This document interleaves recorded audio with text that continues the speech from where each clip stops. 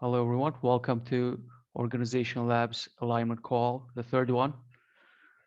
Today, we're going to be talking about sprints and how we can utilize them in this decentralized work environment in DAOs. We're going to explore how sprints work in the software setting, talk a little bit about that, and then try to create a minimum viable sprint that we can actually test out and run. And if we can finish up with the designing of one so that we can actually go and test it out during the next 10 days, that'll be the best possible outcome. So first up, like, what are sprints? Nori, could you give us an introduction on what sprints are and what the critical bits of sprints are? Yeah, so sprints are part of a methodology that's loosely called Agile, and there's flavors of Agile like Scrum, Kanban, and a few others. But all of them boil down to three really big categories of activity. One is planning. So what are we going to do? And then one is the actual doing. And then there's mechanisms during that to make sure that we're doing the right thing and on track. And those usually involve some kind of a task board or daily stand-ups, things like that. And then the third key component to most agile processes is reflections. So at the end, we talk about what went well, what could have gone better, how do we improve for next time. So those are kind of the three big buckets. And we talked about Kanban and Scrum.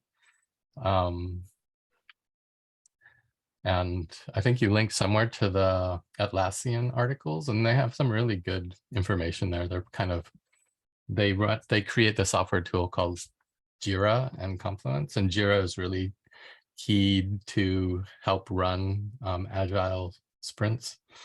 But yeah, so basically it runs in Scrum, there's a product backlog, and you prioritize with the product owners or your key stakeholders what you want to do.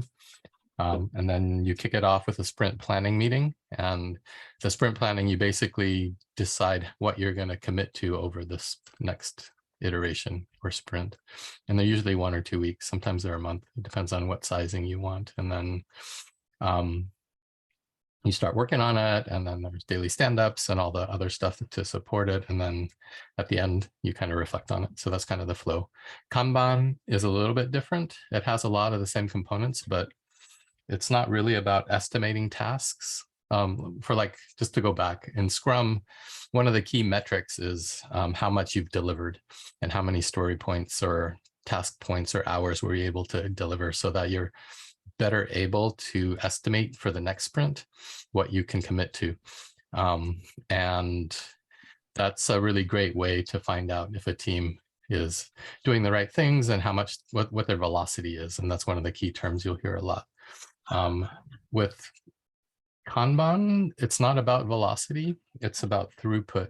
So you actually focus and optimize different things. In Kanban, the more important thing is not how much you get done, but how fast things are getting done. So the activities in Kanban are different. You're optimizing for throughput, which brings in different technologies or tools like whips, which are called work in progress. And so in the to-do column, you may say this team has a whip of 5. And that means if there are more than 5 tasks in flight, you can't bring the 6th one online.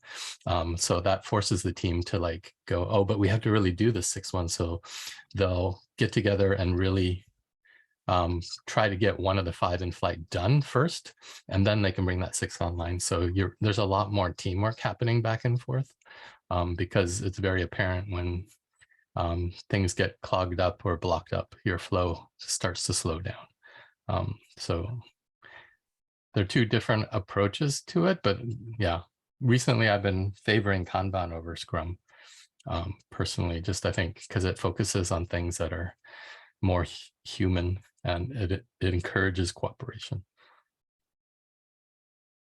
Kanban over Scrum. Yeah, but More. the Atlassian link, the atlassian.com/agile, has links to both Kanban and Scrum methodologies there. Which one do you think is like in use more right now? a lot of people default to Scrum. It's the old classic. It's been around for 25 years or whatever. It's well known, well used. Kanban's newer. It really arose from like Toyota Japan manufacturing stuff and their assembly line working.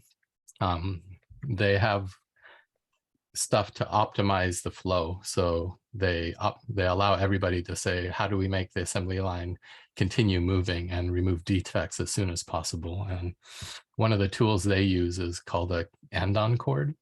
And in the factory, it's a physical cord. And if somebody notices something dangerous or wrong, or you pull it and the whole line stops, and then everybody goes, okay, how do we fix this thing? And they fix it, and then the line starts up again. And anybody can pull it at any time, and there's no penalty for that or whatever. It's kind of celebrated because we're improving things. So those are some of the stuff that Kanban kind of brings that to software development. And I guess here we're trying to bring it past software development into how do we run an organization under these principles. It seems to me that Scrum is more pressure, more production. You know, how can you get more done in less time, which is the system that we're in right now, whereas Kanban sounds to me more like it's much more balanced. You can't take on more than you should, you know, recognizing that we are humans and have our limits. Stress takes away your life otherwise. So that's what I'm hearing from this, and I don't know if that's right or not. And I wonder, yeah, I think it is right. I wonder if it's that because the Toyota way, the Toyota management, it was I at some point, like, I mean, I don't know if you guys ever saw the classic Michael Keaton 80s movie Gung Ho. Did you ever see that? Oh my goodness, for org labs, we definitely should have a movie chapter, you know, like here are all the movies to watch. Writing it down. But basically Michael Keaton is in a steel town America, and they build cars and they're crappy, and then they get bought out in partnership with a Japanese company, and the Japanese management team comes, and the guy from the John Hughes movies, who always played the Japanese guy, but he's the junior manager, and they realize that they're in the same boat. Anyway, it's a feel-good 80s hit about management, and they they come together and make the thing.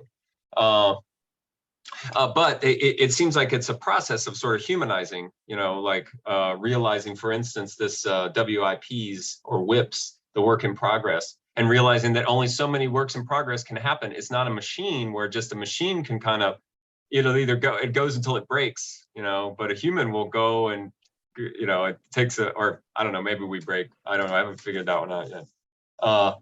But is that whole idea of tasks and flight, is that a part of Scrum? Or WIPs, works in progress? That's not a part of Scrum. Scrums have a fixed length cadence, and there's kind of this heartbeat, and you commit to delivering in a certain window.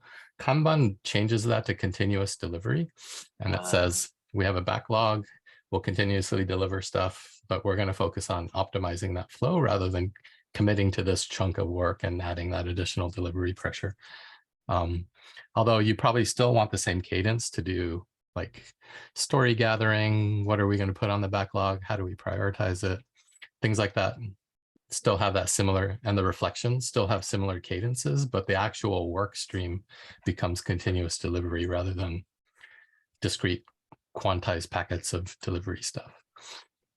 Does this have anything to do, is this kind of overlap? I'm sorry to just, I don't know if, but does this have anything to do with like the milestone, thing that's going on in Catalyst? A little bit. Like they are like, I think John mentioned, on top of all this is the concept of epics. And an epic is kind of this larger group of user stories. And it's basically like a feature or something like that. And within that epic are a bunch of different sprints.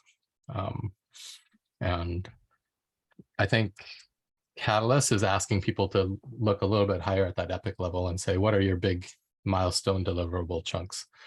Just to get a little bit of accountability there for the larger projects. Yeah.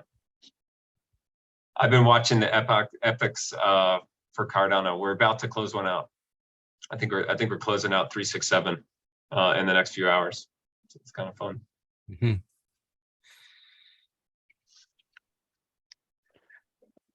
So three main things pop out: the planning part, doing part, and reflections. Mm-hmm. So what we kind of need to figure out is what is the most basic and easiest way to get planning done, and then how to do it properly, what mechanisms can help us organize while we're doing it, and then how can we do reflections well in this decentralized setting. And the challenges of that are, we all are very familiar with these at this point. Like, we all live in different parts of the world. All of us are contributing in different levels to different organizations. So it kind of has to be probably mostly async, and it should be very simple. So how do we go about planning such sprints? Yeah, bootstrapping from zero is always a unique challenge because you have the question of what tools do we use, and usually there's a product manager involved that says, this is what we want to build, and here's how we divide it up into little deliverable tasks. Somebody has to do all that work, and it can be a group activity, it can be collaborative, and then that's probably how it should work. Is we have a high level vision, and at Littlefish, maybe because we have funded proposals, we look at the deliverable promises for each of those and then break those up and say, here are the big chunks, and then now let's focus on this one, and what are the tasks inside of that. And I feel like that's a really, I think that's sort of one of the parts that's well done here, and that other in the Ikigai work, Miro, like that's sort of the thing. It's like, exactly, it's got the high level vision, and then the proposals, and then the deliverables from those proposals. Is that the sort of flow? Because that gives us our very, very defined the deliverable products. I mean, Yeah. we could build it, right? That's how we build it. Like, I haven't looked in detail at all of the proposals, but my guess is each one of those is what's called an epic, where, and that's EPIC, that is a high level deliverable, and that's this proposal because we got funded for it.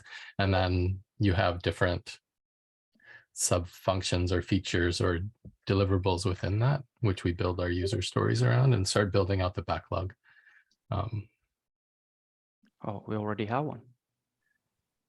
So you got the work lined up, but you brought up this point about bootstrapping from ground zero, planning the plan, right? Normally it's a project manager that comes in, but so often a group comes together and it's like, where do we begin? How do you do that project manager part to set up these sprints so that it becomes ground up and not top down? And I think in some ways this group organization labs is kind of performing that role as who's interested in doing that and looking at the organizational principles and experiments we can do. Chakan just put in the DWork link. So I think this is really cool. Like, and since it's already here, like using DWork to build up the backlog on the different boards is probably a good way. We just need to figure out and agree to like the in progress thing. What's the WIP count for that?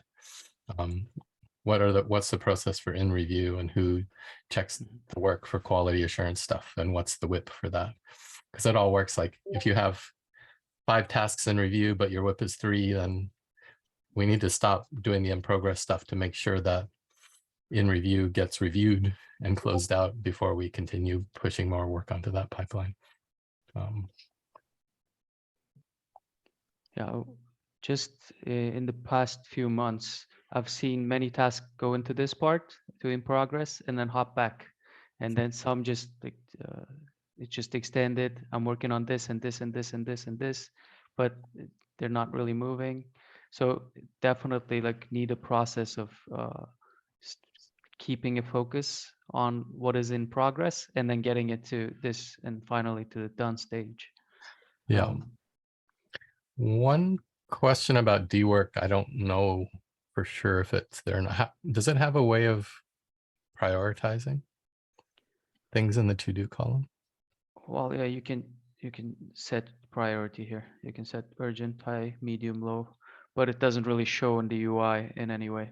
But we could create some different views and probably sort and filter them so that the high priority ones are appearing at the top. Right. We should be able to do Oh yeah, something like I that. can say you can sort by priority and Mhm. do that. You That'll help. also brought this point up that sometimes you take something and you work on it for a little bit. It's not necessarily part of a sprint, but it's part of a marathon where you actually start work on it. And is there a way of adding another column that says to do and then started? Because otherwise it just kind of shifts. Like you said, it went to in progress and then it shifted back into this muddle of everything else. But Yeah. it's not really recognizing, unless there's something on there else where it recognizes that there's work actually being started on this. Usually what that's a sign of is that I'll call them user stories, was too big and it should have been 2 to start with. Because you want to have something that somebody can take and complete within a sprint. And if it's going to in progress, a little bit of work goes done and then it goes back to the to do, maybe it's too big and it should be 2 or 3 or more things that are easier to do within a 1 or 2 week period that someone can commit to. What if it's something like seasonally, though, that it's ongoing or something that's bigger than 7 weeks? Then that would be captured in what's called an epic or even a theme. There's lots of organizational like buckets that move up, especially like if you look at the Atlassian tools, they have like epics and projects and tasks all mapped out in these different hierarchical buckets. But so in a way, if I'm seeing this right, the big picture up here, huge, complicated chaos. And basically we take a little chunk of it at a time in a sprint and deal with it.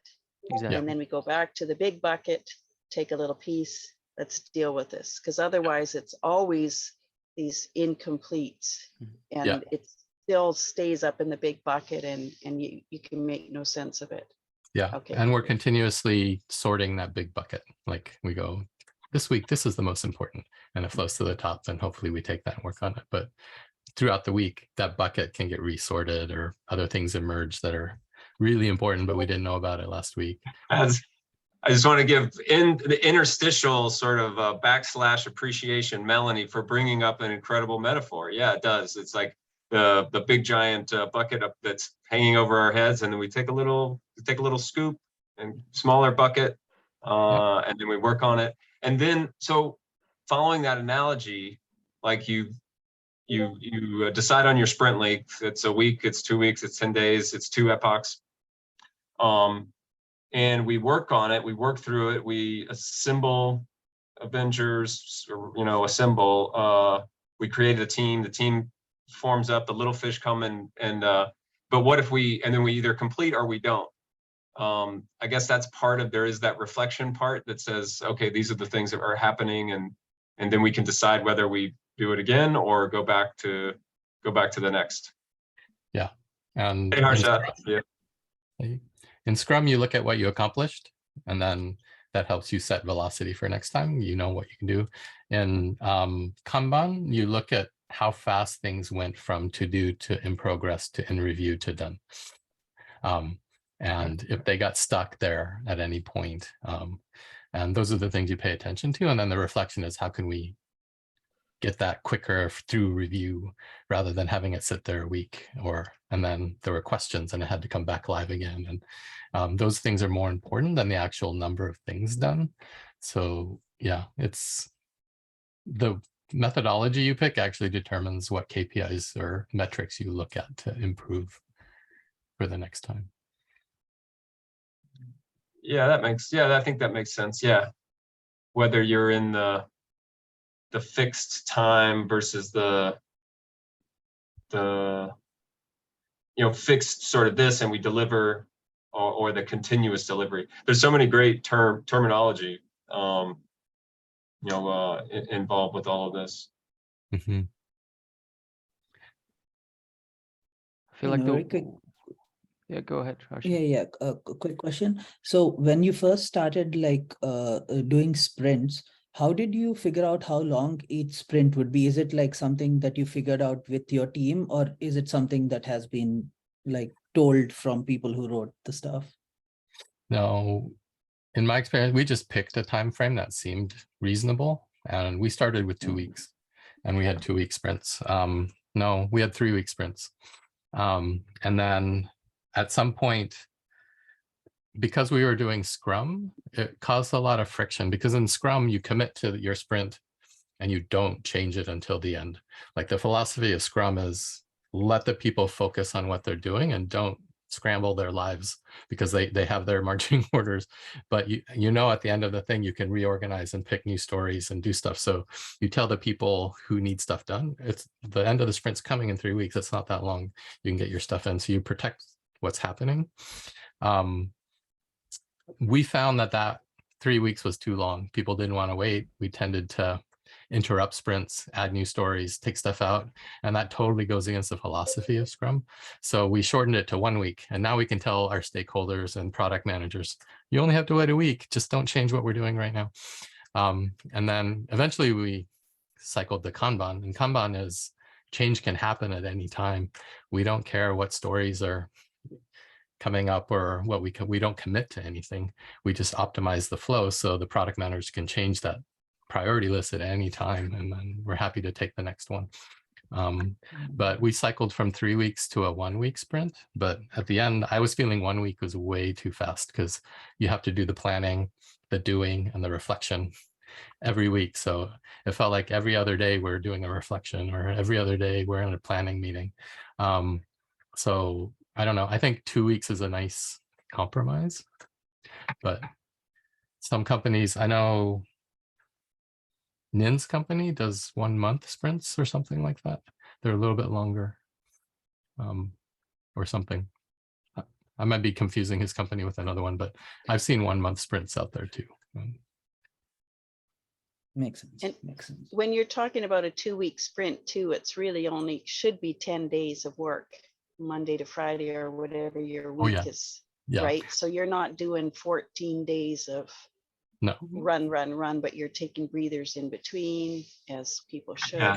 Yeah. So you're only working normal days. Yeah, we don't want people burning out. If I was doing it, I would say like a nice, easy, steady jog where you're right in the right zone. The sprint sort of feels like, it's just terminology. Yeah, but Kanban or Scrum, one of the benefits is it gives you that cadence. So you do the regular planning, doing, reflecting, and it also gives you a little bit of public commitment, like we're doing this story, or we're doing this set of stories, and we're going to do it by this point, or we're going to do it as fast as possible. So it gives some of that, a little bit of commitment as well in a public setting, where you show that something's in flight and then you reflect on it at the end after it's done. So I think those are some of the benefits of it, is to motivate us to do stuff. Is anyone in the ecosystem, anyone in our family here doing this to any degree? Like is it, what is the way it is now in the in Project Catalyst or in some of these teams and proposal teams? Do we know anyone? Nin's company runs Nin. agile processes. I'm sure most of the software development ones it's do. almost like the industry standard. So even if they don't do it strictly, they all inspired from that nowadays. No. And yeah, The interesting thing will be to find one that doesn't actually. Mhm. Right. Yeah. Yeah. Well, And I think I'm thinking, sorry, Lucas, I'm thinking about the schedule, this 2-week sprint and, who sets the date when it starts? Is it on a Monday that it starts? Should the reflection be close to the starting point of the next one, or do you need breaks? My head's going a little bit like, wow, who determines this other than, project manager? And when we have the freedom to do it ourselves, how do we come to a consent where it works for everybody? Yeah. Normally the team decides, and usually it's pretty arbitrary. Like we always started a sprint on a Monday and we did reflection on a Friday. And then that changed over time. At one point, somebody goes, this doesn't really work. Why don't we try doing it on a Thursday instead? And then it'll shift. But as long as there's alignment and agreement to try different experiments, yeah, it's up to the teams. And that's the other thing is Agile doesn't work with large teams. Like you should have Amazon calls them 2 pizza teams. It's enough people to feed with 2 pizzas. No more than that. Anything bigger, you should break it up. So I think that kind of fits the little fish colony model at the moment. I haven't seen huge colonies yet, but if you need that smaller group, because when you do your stand-ups or check-ins or things, you don't want that to take very long. And if you have 30 people there, it's really hard. oh yeah, and I think it will evolve beyond the colony model into more project and purpose specific teams, as in the Ikigai team is Mhm. just Ikigai workshop team, even not even the Ikigai team, like very specific, maybe 5 people get through it very quickly. And then the DAO tool research team, that's it. Like how many people is that? 2, 3 maybe. um, yeah, Mhm. but for this to work, I feel like we need a backlog on all of this at all times. Like this happens before planning, if I'm catching that up correctly. Yeah, it's continuous. Like it should be worked on all the time. Is there has to be a backlog so people know what's most important to work on next in either method. Okay, so I feel like this is going to be one of the most important issues that DAOs need to solve for themselves. How do you manage and create and update a backlog properly? And this should happen almost entirely asynchronously. And Mhm. maybe people need to take on that responsibility, and it should be known that this person has this responsibility, or a group of people, or else What it might not work.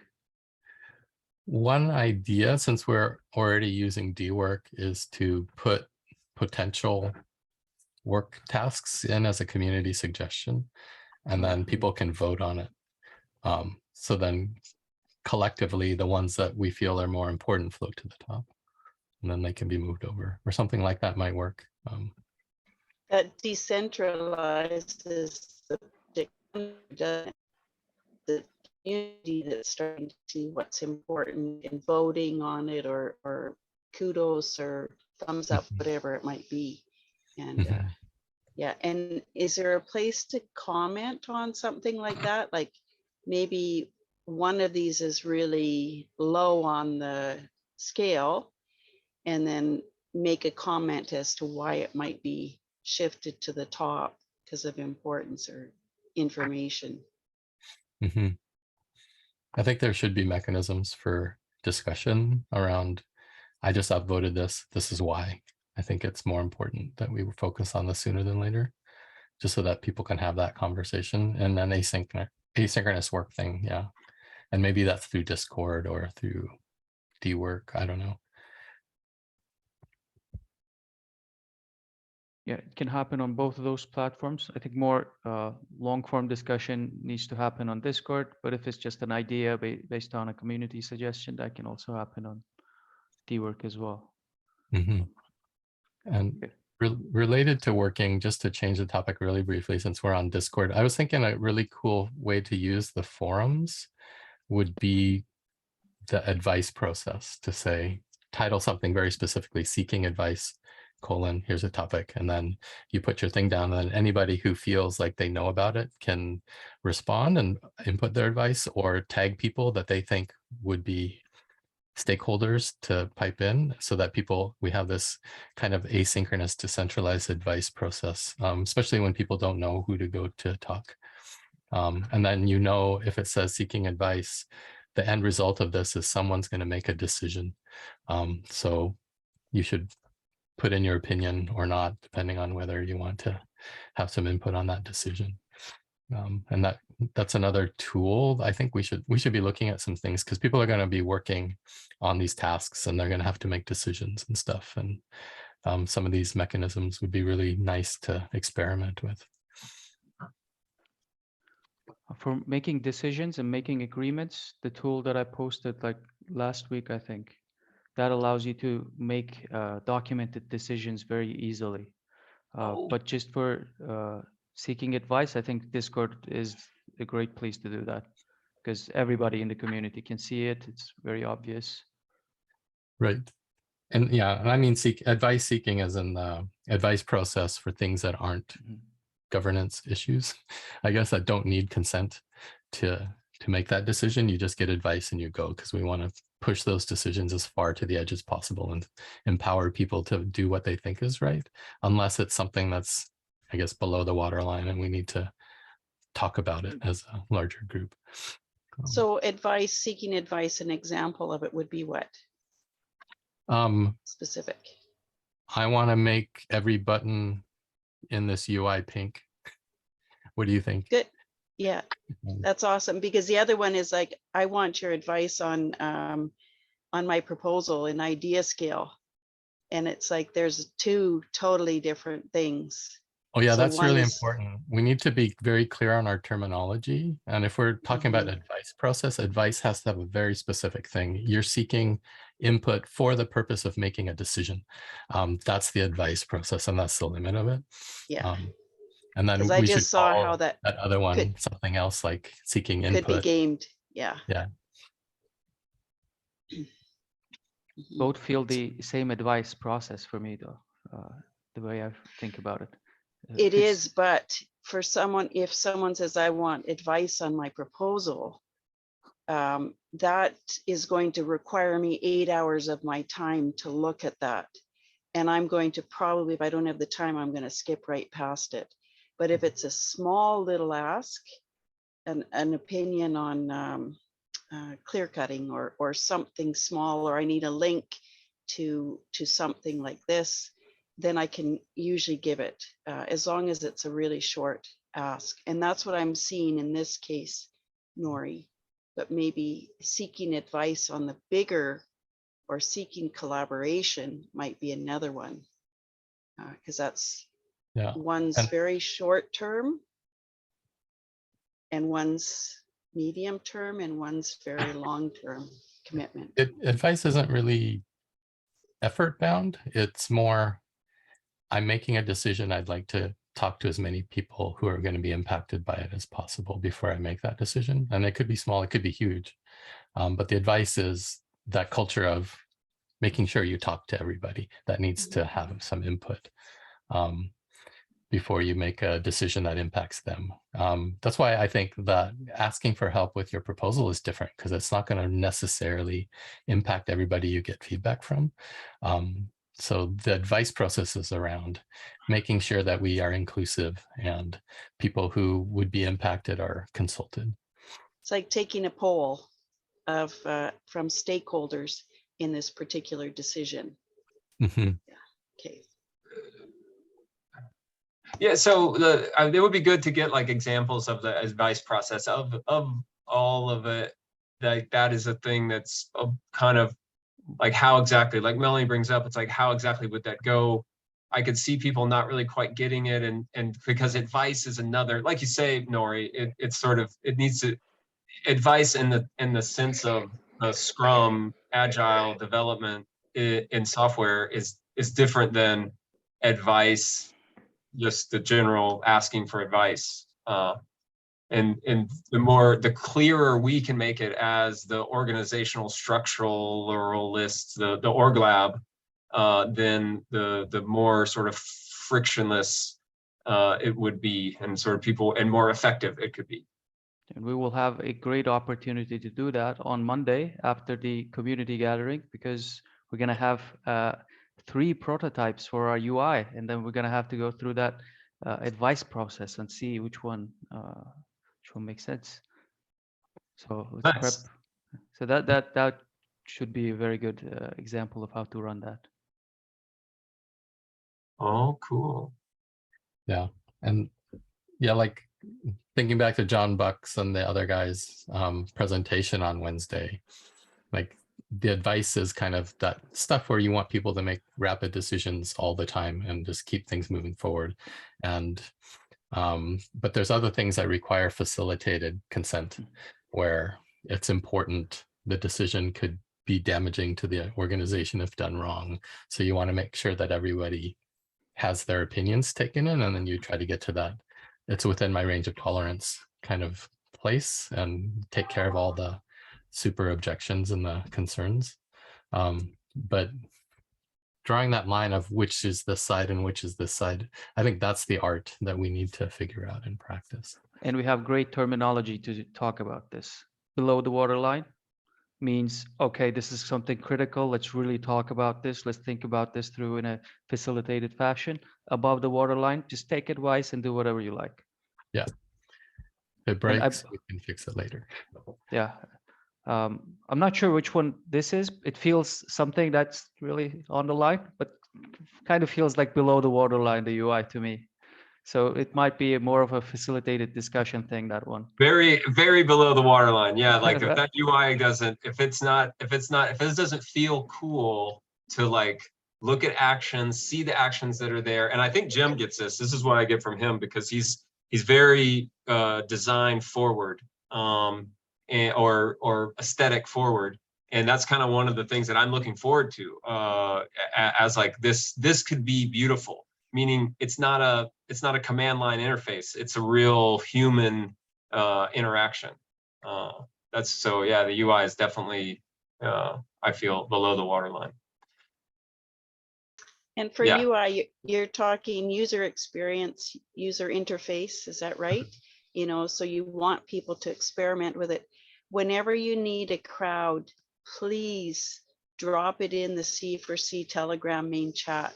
Say what you're doing, even for the meetings, if you feel like, I know it's one more, you know, social media link that has to come out, but I feel like sometimes that connection's a little bit missing, you know, to help the community know what's going on. And if you want new people to come in and try something, you know, fantastic, and you're going to get some really good advice. So, because these are the type of people you want on board, right? So, oh yeah, Definitely. you're not putting it in the Project Catalyst chat or something. Oh no, I don't think. Like, maybe here, I'll come put join, one link there. yeah, Oh, come yeah, join yeah. an unregistered Zoom.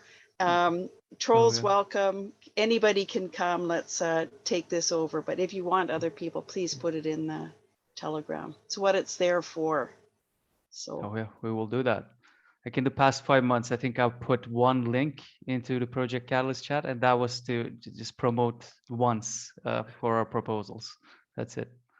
Like, didn't really try too hard. One thing about, because I've got like a nice little glossary going of all these terms, like sprint and user stories and backlog and above and below the waterline. Advice, I kind of get. Then what was the one that like we kind of compared it to, like a discussed consent or like a consensus Facilitated consent. Facilitated consent. Okay, thank you. And that's the more generative conversations. By the way, I found very good charts about graphs about these, and they are on the Miro board. I just want to show you guys advice process. And this is, I think, John Buck's team, right? Human First Whips. Yeah, as the other guy, dang it, I'm spacing his name. It's not Parks. Travis or Brian? Yeah, Travis. I think it's this Travis's gang. This is the advice process. So we can just use this. And this Yeah. is generative decision making for making more structured decisions. Mhm. Nice. So that might be the thing we need to run on Monday. So on John Buck's slide there, he had chaos, magic, and above it was advice. Does that fit in as a description of for advice?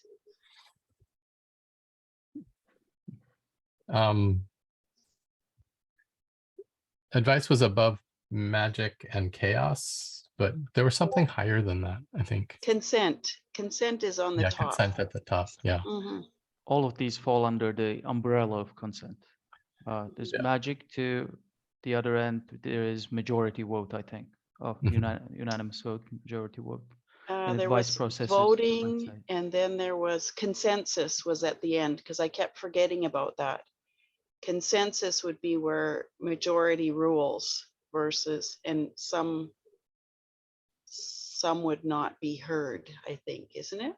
No, consensus, I think, isn't that. Consensus is that when all groups consent to something, but democracy is that, right? Like majority wins.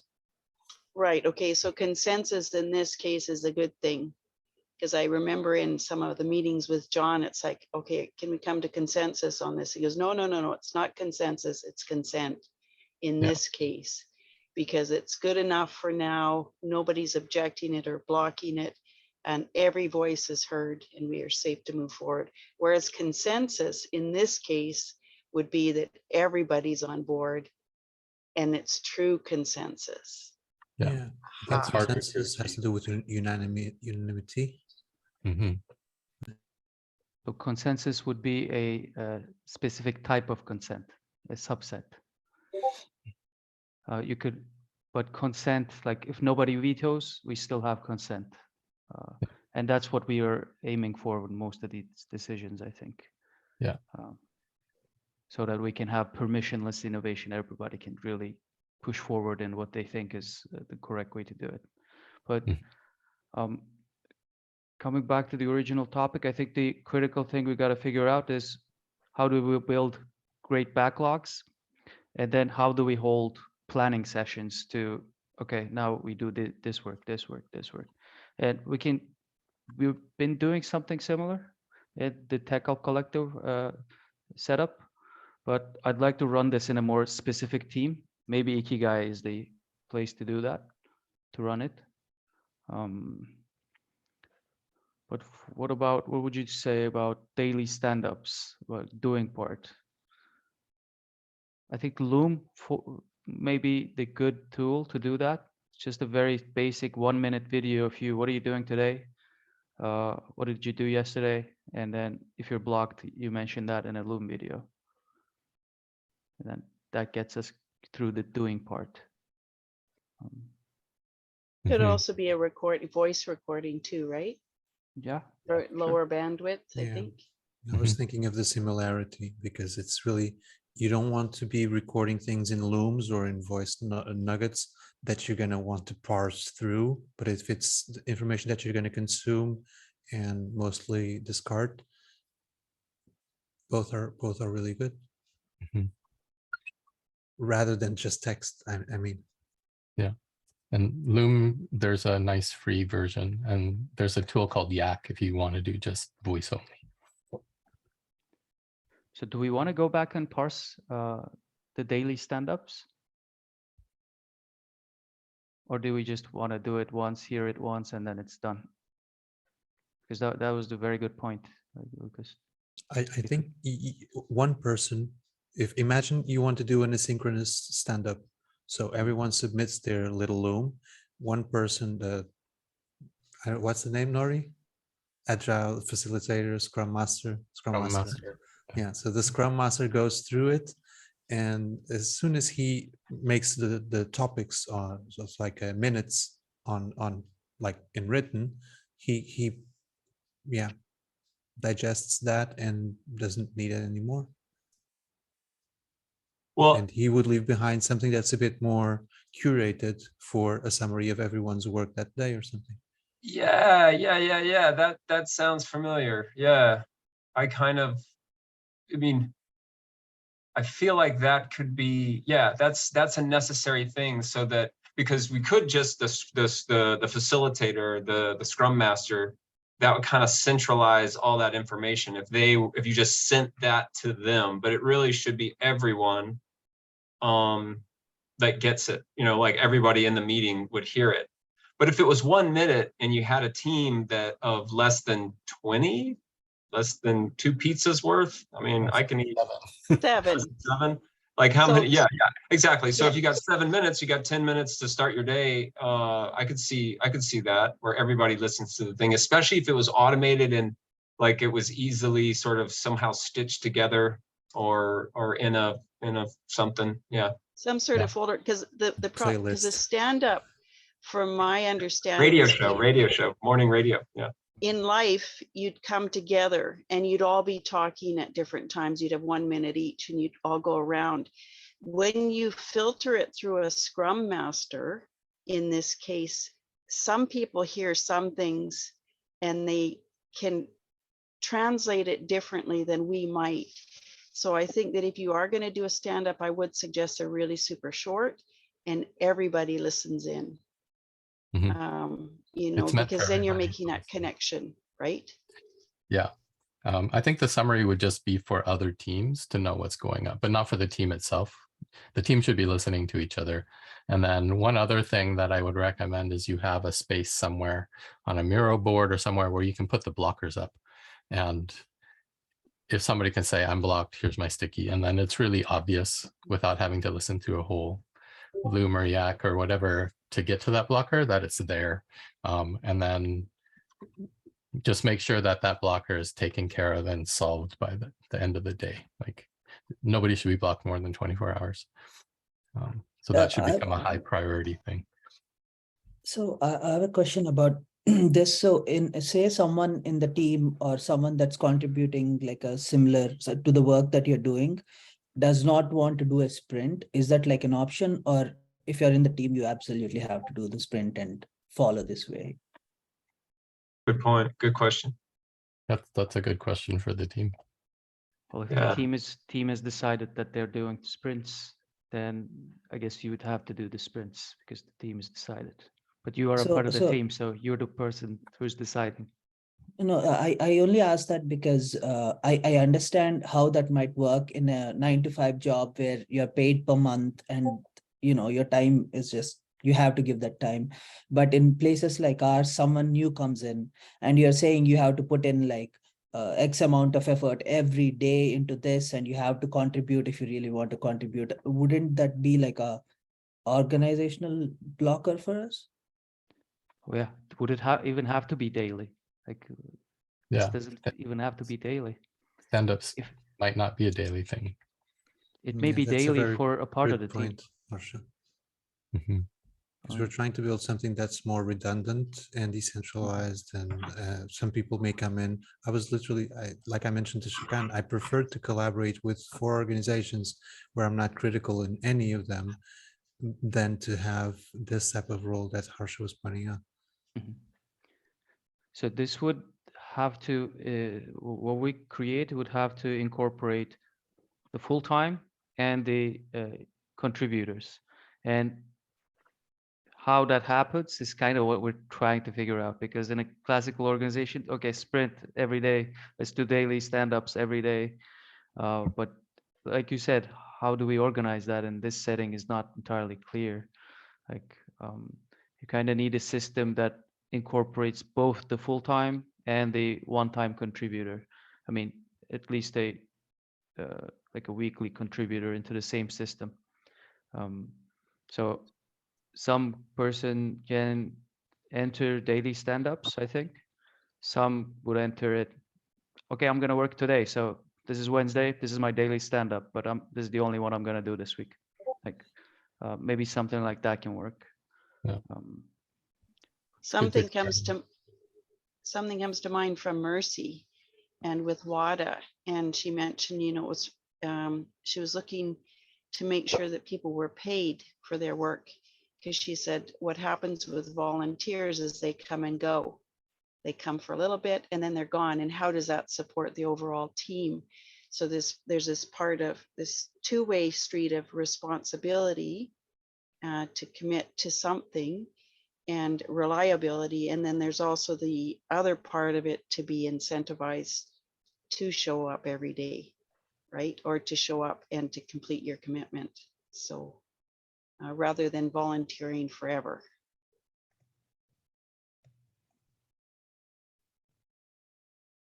Yeah, I do think there's something in that terminology too, like commitment, responsibility, consistency, the everydayness, the quotidian. Yeah.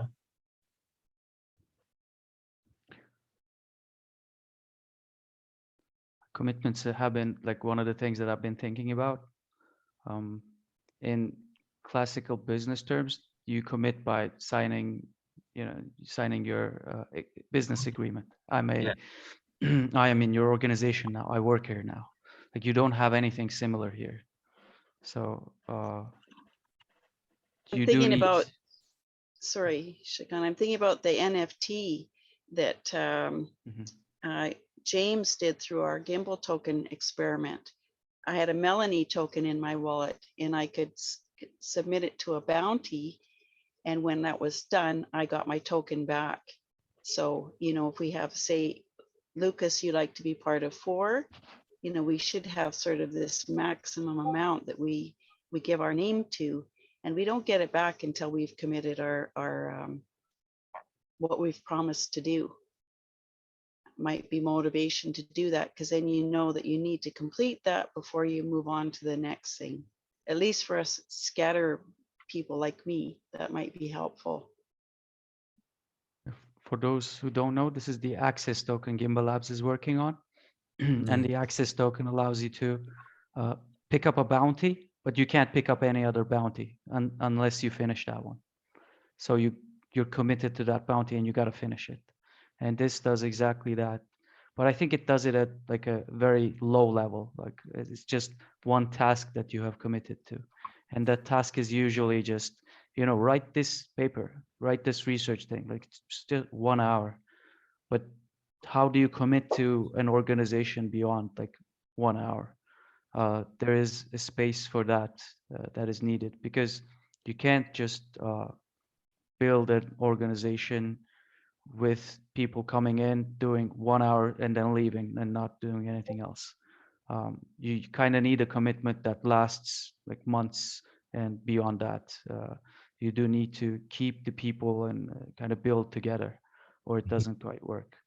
So I think the sprint mechanism kind of says, we're working for this period. Who wants to work with us for this period? And it adds a bit of commitment. And it might be, I can only commit to 2 hours a week during this period, but I'm going to be here the whole time until we deliver our thing. So you can at least get engagement, commitment promises for sprint length chunks of time. I think there is more than commitment in Little Fish. Nori is preparing documentation for us and self-management primer. So when he finishes that one, we will publish it in our website in Little Fish, and people will have the ability to support this documentation. So at the end, Nori will have more than a commitment. He will receive a visibility, and all the members will receive visibility, and the people can purchase and support this kind of documentation and work in Little Fish. So commitment is somehow business, older business, and we need more than that. So people with, I assume people will do their best job, and so when we are able to present the visibility for the work done, I think people will support that one.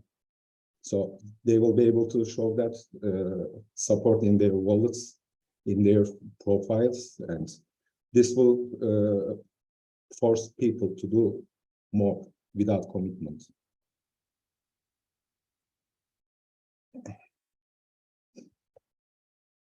Yeah, that's incentive, right? That's incentive, like having to, so it's like a, yeah. Yeah, if you like the work, you will purchase it for yourself, and you will have a copy, and you will show it on your wallet.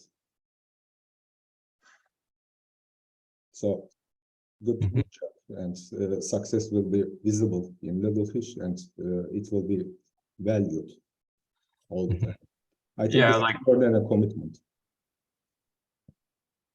now say that again. That's It's more than commitment. Yeah, more than commitment. Yeah. If I see myself as valued and my products and my outputs are valued, so I will work more, and I will work myself for myself. Right. Yeah, there will be a reward sharing. I will take the 80% and the 20 say will go to the foundation, and the rest will be mine. And I will do my best so people can buy it. So when you're giving away your work NFT, which is basically proof that you did an action, Yes. so now no one can see what are all the actions I did, because all my actions, I got the money, sure, I'm happy, but all the actions are in like a bunch of other wallets. So would they be able to track the person who created the actions as the Yes. one who did? Yes. You write inside of the they will see- metadata the original creator. So whoever has it will still, like, you will be known as the original creator. So Yeah, you'll be able to track that easily. they can have the ability to have a copy of this NFT. Yeah. Yeah. And In the it can future, be, if we could create No, like, I was speaking specifically about, say, in the future, there are other colonies that might want to vote in their colony based on the number of actions. So it's like their reputation kind of thing, right? So if actions are all saleable, like individuals that create a lot of actions cannot build like an action reputation, just for, governance, consent, like, advice. Like if you have a lot of actions, I know, oh, he has done these actions, so I can take advice from this person, or maybe I need to consent with this person to make a decision. That kind of thing is what I was saying. I think we will see that in the future. I don't know yet. so there are many things we can do with the NFTs that we just need to really get down into the tech. One thing that I really love, if we can do it, is like soul-bound NFTs, which is when you create an action, one part of it stays with you forever. You can't sell it. And then the other part is sellable. You sell it to whoever. And that soul-bound part gives you governance power, maybe. Like, because you did it. Like someone else bought it, sure. But the part that you have, that you made, that gives you the governance power. But we'll see how feasible that is within the technology. Like at this stage, the only thing we can do is create actions and then go with that. And what we can do is you can create multiple actions of the same thing and keep a copy. Like it simulates basically the same thing. Then it becomes like a fungible token, right? Yeah, you just create 2 or 3 or 10. Just a limited edition action. We're the treasury now. Yeah. We're close to, we're the printer. We're the printer. Oh yeah, we're good. Yeah, I need to hop out, guys. See ya. For the Thanks, conversation. Nori. See you Have a good later. weekend. Bye. Bye. All right, guys. I think we can conclude as well. This was very productive. I think we identified the main points, the main critical issue of running these things, which is creating and managing the backlog. Like that's going to be the thing that we got to focus on and figure out. And then we got to create some teams to kind of run these things. Right. So you choose something off of the backlog, then a team, and we kind of have the organizational units. So it's just like, okay, these backlog items kind of fall into, Tech Help Collective or Love House and Org Labs and Dream Engine, all the different things. And you can just say, okay, what are the teams that are active in Org Labs? And then they go after it. That's kind of how I see it. Might come down. I think we can work based on the proposals themselves. Like we have boards, each of them are connected to one of the proposals. Tools of DAO work, like it already has a decent backlog. All we got to do is when we are doing the planning meetings, we just got to put these up here and then commit to doing them by a date. And that's the sprint date. We'll say like next 2 weeks, these are the things we're doing. And we're going to put those up and we're going to commit to them and then publish them. And then after that, we got to figure out a way to connect like a daily stand up, but probably not a daily stand up. Like Right. a good way of doing that. We got to figure something out for that. But those are all details that we can just sort out while doing the work. Yeah. I like it. No. All right. Thank you guys. Thanks. See ya, YouTube. Say bye, YouTube. Bye, Bye, YouTube. YouTube.